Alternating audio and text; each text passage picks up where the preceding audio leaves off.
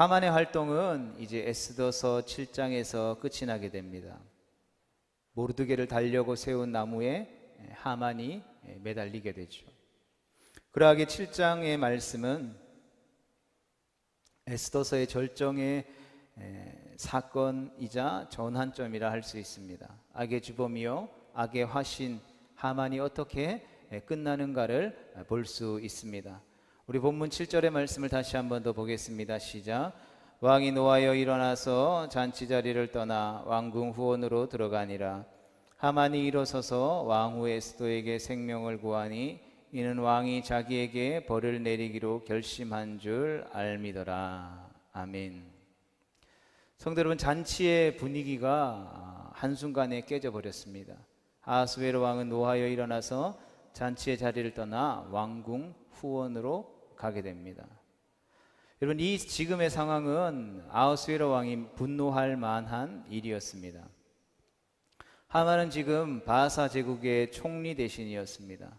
그 자리까지 올려준 사람이 바로 아하수에로 왕이었죠. 그런데 하만은 자신의 개인적인 증오심 때문에 무엇을 한 것입니까? 왕을 속였습니다. 유다인을 학살하기 위해 그들이 왕의 법률을 지키지 않는다라고 음모를 꾸몄다라는 것이죠. 왕은 그런 하만을 신뢰하고 믿었고 자신의 반지까지 빼어주면서 너의 소견에 좋을 대로 행하라 라고 에스더서 3장 11절에 말했습니다. 물론 아하수에로 왕이 반지를 하만에게 빼어준 것은 잘못된 일입니다. 그러하기에 왕에게도 책임이 있는 것이죠.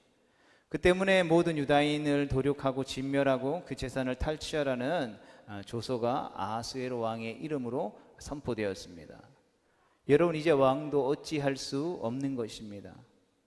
왕이 분노하여 잔치 자리를 떠나 왕궁 후원으로 가는 것을 보며 하만은 위협을 느꼈습니다. 하만은 자신이 죽임을 당할 것이다라는 것을 직감했습니다. 그리고 생각하기를 자기가 살 길은 에스더뿐이라고 생각했습니다. 그래서 하만은 왕이 자리를 뜨자 에스더가 앉아있는 걸상 위에 엎드렸습니다. 기세등등했던 하만은 에스더 앞에 고개를 떨궜습니다. 유다인 모르드게가 자신에게 무릎을 꿇지 않고 절하지 않는다라고 분노했던 하만이 이제 유다인인 에스더 앞에 고개를 떨구게 되었습니다. 모든 유다인을 죽이고 도륙하고 진멸하려고 했던 하만이 유다인 에스더에게 이제 생명을 구걸하며 애원했습니다. 이런 상황이 완전히 달라졌습니다. 하만과 유다인들의 위치가 바뀐 것이죠. 그러나 이것은 에스더가 하만을 용서한다라고 해결될 문제가 아닙니다. 하만과 에스더만의 문제가 아니라 바로 유다 민족 전체와의 문제이기 때문입니다. 우리 계속해서 이어지는 8절의 말씀을 함께 보겠습니다. 시작. 왕이 후원으로부터 잔치 자리에 돌아오니 하만이 에스더가 앉은 걸상 위에 엎드렸거늘 왕이 이르되 저가 궁중 내 앞에서 왕후를 강간까지 하고자 하는가 하니 이 말이 왕의 입에서 나오매 무리가 하만의 얼굴을 싸더라. 아멘. 잔치에서 자리로 돌아온 왕이 크게 분노했습니다. 왜냐하면 하만이 왕후 에스더에게 부적절한 행위를 한 것처럼 보였기 때문인 것입니다. 충분히 오해할 만한 모습입니다. 사실 하만이 왕후 에스더에게 부적절한 행동을 한 것이 실제로 사실인 것이죠. 왜냐하면 첫 번째로는 에스더는 왕후이기 때문입니다.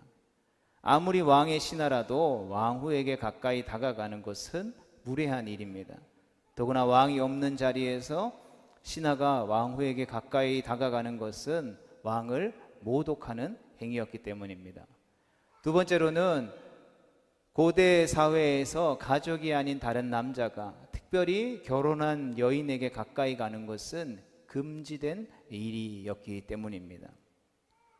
하만이 왕후 에스더에게 간절히 매달리다 보니 자신도 모르게 에스더에게 가까이 다가갔던 것이죠. 하만의 마음이 얼마나 급했는지를 알 수 있는 대목입니다. 여하튼 아하수에로 왕이 왕궁 후원으로 갔다가 다시 잔치의 자리로 돌아온 타이밍이 참으로 절묘합니다. 모든 것이 하만에게 불리한 상황입니다. 하만은 변명할 여지가 없었습니다. 그 장면을 다른 사람이 봤다면 아마 하만이 나서서 설득하기도 하고 오해를 풀기도 하고 무마할 수도 있었을 것입니다. 그런데 하필 아하수에로 왕이 그 장면을 목격하게 되는 것이죠. 이제 하만은 변명할 수도 없고 피할 수도 없게 되었습니다. 하만에게 악재가 거듭돼서 일어나게 되는 것이죠. 하만은 빠져갈 틈이 없는 것입니다. 성도 여러분, 어떻습니까? 이 장면이 에스더서의 각 사건이 오차없이 절묘한 때에 벌어지고 있는 것을 느껴지십니까? 우리는 이것을 통해서 상황을 지배하는 분이, 이 사건들을 이끌어가는 분이 있음을 분명하게 느낄 수 있는 것입니다. 계속해서 본문 9절의 말씀을 봅니다. 왕을 모신 내시 중에 하르보나가 왕에게 아뢰되 왕을 위하여 충성된 말로 고발한 모르드게를 달고자 하여 하만이 높이가 50규빗 되는 나무를 준비하였는데 이제 그 나무가 하만의 집에 섰나이다. 왕이 이르되 하만을 그 나무에 달라 하매. 아멘. 성도 여러분, 모르드게는 아하수에로 왕을 죽음의 위기에서 구한 사람입니다. 왕을 위해서 공을 세운 사람이라는 뜻인 것이죠. 이런 그런 상황에서 네시 하르보나의 말을 들은 아하수에로 왕의 기분이 어땠을까요? 하만은 완벽하게 궁지에 몰렸습니다. 하나님은 모르드게의 팔을 들어주시고 하만의 팔을 꺾으셨습니다. 하만은 이제 왕의 처벌을 피할 수 없는 상황이 되었던 것이죠. 네시 하르보나가 왜 하필 이때 하만의 이러한 악행을 아하수에로 왕에게 말했을까요? 이것도 우연히 일어난 일이라고 할 수 있을까요? 우리가 이 에스더서의 말씀을 보면서 하나님의 이름이 등장하지 않지만 계속해서 우리가 기억하는 것은 무엇입니까? 이것이 살아계신 하나님의 일하심과 역사하심 가운데에 있다라는 것이죠. 그러하게 결코 우연이 아니라는 것을 우리는 기억해야 하는 것입니다. 왜냐하면 한 가지 죄목만으로는 하만을 완벽하게 처벌할 수는 없었을 것입니다. 뭔가 애매했던 것이죠. 그런데 이때 하르보나의 보고는 왕으로 하여금 하만을 즉각적으로 처벌할 확증을 갖게 해주는 증언이었던 것입니다. 그리고 이제 아하수에로 왕은 하만을 처벌할 수 있게 된 것이죠.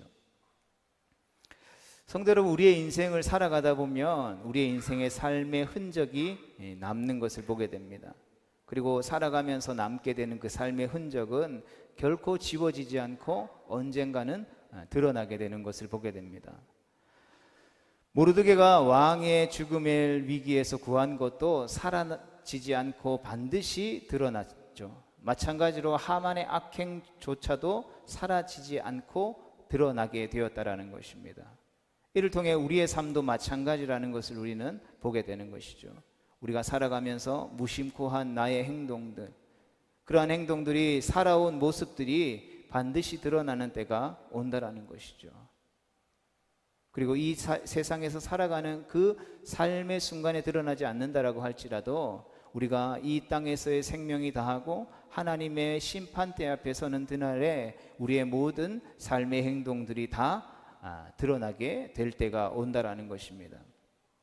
그런데 그 흔적이라고 하는 것이 결정적인 순간 빛을 발할 수도 있고 불행을 가져올 수도 있다라는 것을 우리는 기억해야 하는 것입니다.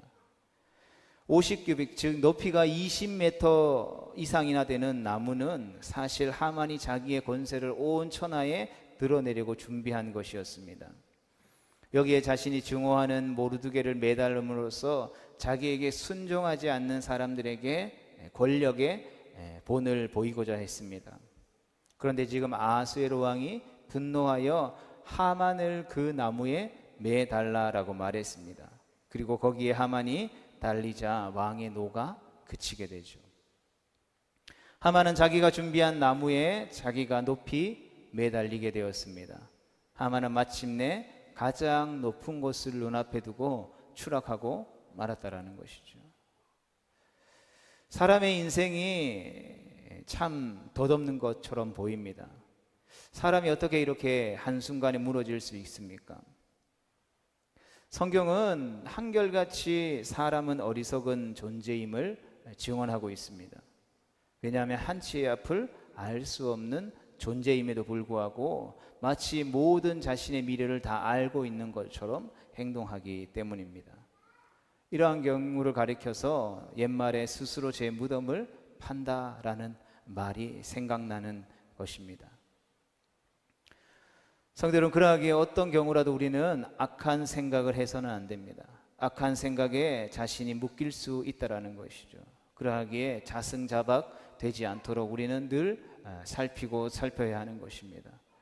하만이 그랬습니다. 그는 높아지기를 원했기에 물불을 가리지 않고 노력해 결국은 꿈을 이루었습니다. 하나님을 배제하고 세상적인 관점에서 보면 그는 가장 높은 권력을 얻었습니다. 하만의 위에는 아하수에로 왕밖에 없었습니다. 아하수에로 왕의 눈밖에만 들지 않는다면 그의 권력은 영원할 것처럼 보였습니다. 때로는 왕의 마음을 움직이기까지도 했습니다.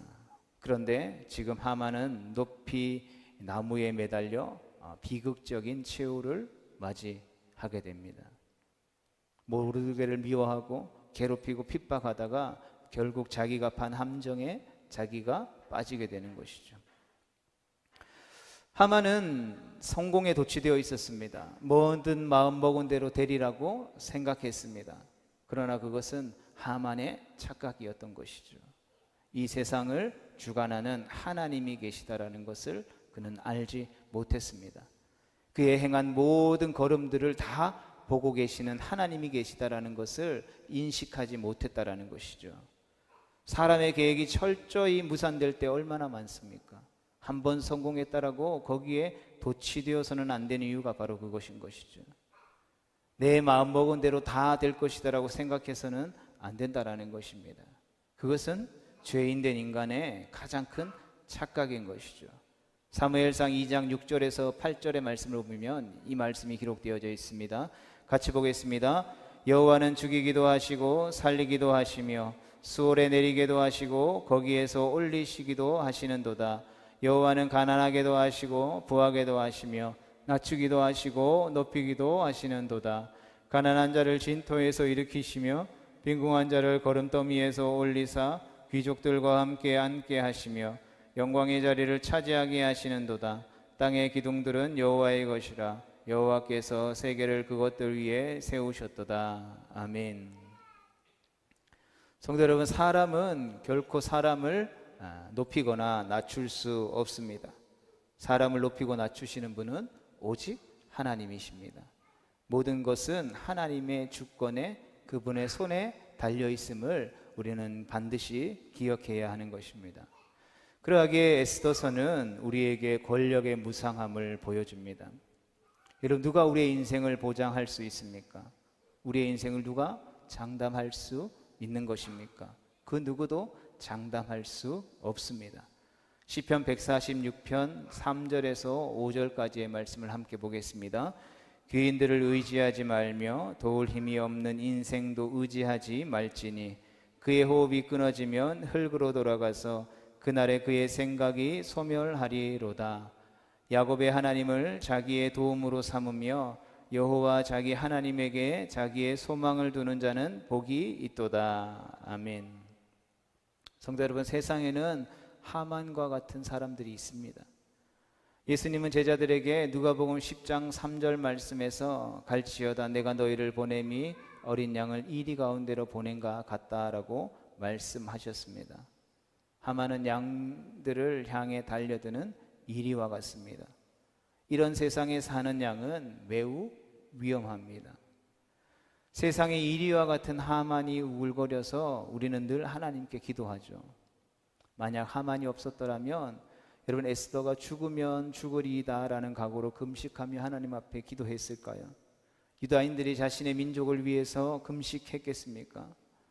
결코 평안할 때에는 죽으면 죽으리이다 라는 각오로 기도할 수 없습니다. 금식하며 간절히 기도할 이유도 없고 용기도 없습니다. 그러하기에 역설적이게도 우리 자신이 마음먹은 대로 무엇인가가 되지 않을 때에 우리의 신앙은 오히려 더 깊어지는 것이죠. 우리의 삶이 내 뜻대로 되지 않을 때 우리는 하나님과 더 가까워지고 더 친밀해지는 것입니다. 그리고 신앙이 깊어지면 하나님 앞에서의 태도가 달라지죠. 그러하기에 성경이 말하는 겸손은 이론을 통해서 내가 이렇게 하면 겸손해지겠다라고 하는 이론을 통해서 배울 수 있는 것이 아니라는 것을 우리는 기억해야 합니다. 그러하기에 세상에 하만이 우글거린다고 예수님 믿는 사람들이 결코 두려워하지 말아야 될 이유가 바로 여기 있는 것이죠. 두려워하는 것이 아니라 우리는 어떻게 해야 됩니까? 오히려 더욱 하나님을 바라보고 하나님을 의지하고 하나님 앞에 기도해야 하는 것입니다. 기도로 늘 깨어 있어야 하는 것입니다. 하나님께서 하만의 권세를 꺾으시기 때문입니다. 하나님께서 친히 우리의 원수를 멸하시기 때문인 것입니다. 하나님의 백성들의 원수인 하만은 매우 특이한 방법으로 무너집니다. 그리고 여기서 우리는 무엇을 의지하며 살아가야 하는지에 대해 분명히 결정할 수 있어야 하는 것입니다. 시편 118편 6절로 9절까지의 말씀을 같이 보겠습니다. 시작. 여호와는 내 편이시라. 내가 두려워하지 아니하리니 사람이 내게 어찌할까. 여호와께서 내 편이 되사 나를 돕는 자들 중에 계시니 그러므로 나를 미워하는 자들에게 보응하시는 것을 내가 보리로다. 여호와께 피하는 것이 사람을 신뢰하는 것보다 나으며 여호와께 피하는 것이 고관들을 신뢰하는 것보다 낫도다. 아멘. 여러분, 세상을 살아가면서 어려움이 생겼을 때에는 머리를 많이 쓰지 않는 것이 좋습니다. 오히려 우리의 삶에 문제가 생겼을 때에는 단순해질 필요가 있습니다. 단순해져서 오직 한 가지, 나의 지금 삶의 모습 가운데에 하나님과의 관계가 어떠한지를 보아야 하는 것입니다. 내가 삶에 여러 가지 문제가 생겼는데 내가 하나님과의 맺어 있는 관계가 바르다면 여러분, 문제될 것이 전혀 없는 것입니다. 내가 하나님 편에 서 있다라고 자신 있게 말할 수 있는가를 우리는 생각해 볼 수 있어야 하는 것입니다. 만약 우리가 하나님과의 관계가 온전하다면 하나님께서 우리의 어려움을 해결해 주실 것이기 때문입니다. 세상 사람들은 힘을 최고라고 생각하여서 힘 있는 사람들을 의지하려고 합니다. 그들과의 친분을 과시하죠. 사진도 찍고 사인도 받고 그 사람 밑에 줄을 서서 그 사람과 함께 일하는 것을 사람들에게 보이려고 합니다. 그러나 여러분, 세상 권력은 제 아무리 화려해 보여도 오래가지 못합니다. 여러분, 하만이 바닥으로 추락한 것을 보십시오. 이처럼 권력은 유한하고 유동적입니다. 권력은 믿을 만한 것이 결코 아니라는 것입니다. 여러분, 사람의 마음은 어떻습니까? 하루 만에 사랑이 미움과 증오로 변합니다. 오늘은 사랑한다고 말하지만 내일은 어찌 될지 알 수 없는 것이 인간의 마음입니다. 내일의 나는 오늘의 내가 아닌 것이죠. 내일의 내 마음을 그 누구도 알 수 없는 것입니다. 여러분, 한때 사울 왕은 다윗을 매우 좋아했습니다. 그런데 다윗이 골리앗을 죽인 후에 여인들이 사무엘상 18장에 사울이 죽인 자는 천천히요 다윗은 만만이도다 라고 노래하는 것을 듣고 다윗을 미워하기 시작하게 되죠. 이런 다윗이 누구입니까? 사울 왕의 딸과 결혼한 그의 사위였습니다. 한 가족이었습니다. 그런데 사울 왕은 다윗을 두려워하여 그를 죽이려고 했다라는 것이죠.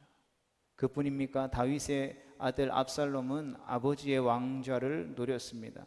권력을 두고 왕실에서 치열한 전쟁이 일어나게 되었죠. 여러분, 힘을 가진 사람은 그 힘을 포기하지 않습니다. 스스로 물러나는 권력자를 찾아보기 힘듭니다. 권력자뿐만이 아닙니다. 오늘날을 살아가는 우리도 마찬가지죠. 진 에드워드라는 사람이 쓴 새 왕 이야기라는 매우 유명한 책이 있습니다. 여기서 나눈 새 왕은 사울과 다윗과 압살롬, 이 세 명의 왕을 의미하죠.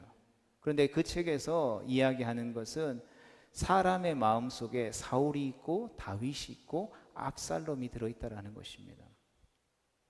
우리는 아무것도 아닌 사람 취급받는 것을 싫어합니다. 사람들은 힘을 많이 가진 것을 매력적이라고 합니다. 그래서 예수님을 믿는 사람들도, 믿은 사람들도 교회 안에 나와서 예수님의 제자가 되기보다는 나는 사라지고 예수님의 이름만이 드러나기를 원하기보다는 내가 인정받고 싶고 하고 교회 안에서 어떤 권력과 어떤 명성과 어떤 명예를 가지고 사람들에게 그것들을 행사하려고 한다라는 것이죠.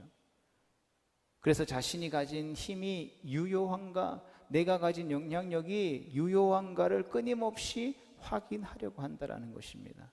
그러나 모든 인간은 자신이 가진 힘을 확인하려다가 결국은 무너지게 된다라는 것이죠. 여러분, 높은 곳에 오르면 많은 사람들이 우러러봅니다. 우러러보는 사람들이 많다라는 것은 반대로 그 자리를 노리고 탐내는 사람도 많다라는 뜻이겠죠. 또 사람들에게 많이 노출되는 사람들은 대중의 표적이 되기도 합니다. 그럼에도 사람들은 높아지려고 하는 것이죠. 그래서 사탄은 높이 오르라고 끊임없이 우리에게 부추깁니다. 예수님을 시험할 때에도 사탄은 그분을 거룩한 성 꼭대기로 데려가 세우고 네가 만일 하나님의 아들이어든 뛰어내리면 천사들이 와서 너를 수종들 거야, 너를 땅에 발이 닿지 않게 할 거야 라고 말했습니다. 사람들로부터 박수와 환호를 받으라고 예수님을 부추겼습니다. 그러나 예수님은 그러한 사탄 마귀의 계계들을 말씀으로 물리치셨고 친히 스스로 낮아지셨습니다. 그러하기에 우리는 높아지려고 해서는 안 되는 것입니다. 높아지려고 하는 것은 사단의 유혹인 것이죠. 우리는 오히려 낮아져야 합니다. 그리고 언제나 섬길 수 있어야 합니다. 나보다 남을 낮게 여길 줄 알아야 하는 것이죠. 모르드게도 에스더에게 내가 왕후의 자리를 얻은 것이 이때를 위함이 아닌지 누가 알겠느냐라고 4장 14절에서 말했습니다. 이것은 에스더가 유다인들을 위기에서 구하기 위해서, 유다인을 섬기기 위해서 왕후가 되었다라는 의미입니다. 세상 사람들은 이 땅에서 살아가면서 직업이라는 것을 통해서 어떻게 하려고 합니까? 출세하고 성공하기를 원합니다. 그렇다면 예수님을 믿는 하나님의 나라의 백성인 성도로 부름받은 우리는 직업을 통해서 무엇을 해야 하는 것입니까? 우리 주님은 직업이라는 부르심을 통하여서 사람들을 섬겨야 한다라고 우리에게 말씀해 주십니다. 허락하신 자리에서 누군가를 짓밟고 일어서서 성공 출세해서 권력을 얻고 이름을 날리고 떵떵거리며 사는 것이 우리의 목적이 아니라 하나님이 내게 주신 그 자리에서, 하나님이 주신 내 그 직분을 가지고 그 일터에서 누군가를 살리고 누군가를 회복시키고 누군가를 부요하게 하고 풍성케 해야 한다라는 것이죠. 옛말에 공부해서 남주냐 이런 말이 있죠. 요즘 시대에는 공부해서 남주라 이렇게 말하면 싫어합니다. 그런데 공부해서 남주고 돈 벌어서 남주고 성공 출세해서 남을 위해 살아야 한다라고 성경이 우리에게 말하고 있는 것이죠. 하나님께서 우리를 어떠한 자리 가운데 보내주셨든지 그것은 우리로 하여금 섬기기 위해 주어진 것이라는 것을 우리는 기억해야 하는 것입니다.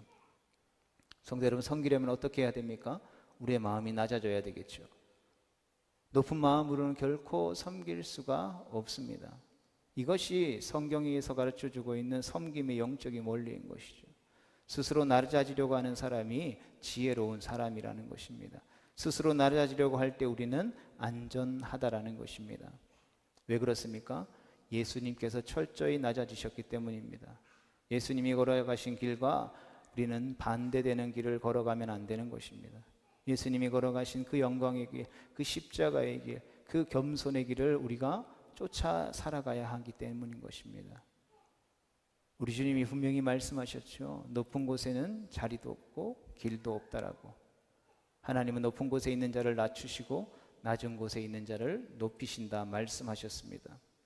하나님은 사탄을 하늘에서 떨어지게 하시고 예수님의 이름을 모르던 이름 위에 뛰어나게 하셨다라는 사실을 우리는 기억할 수 있어야 하는 것입니다.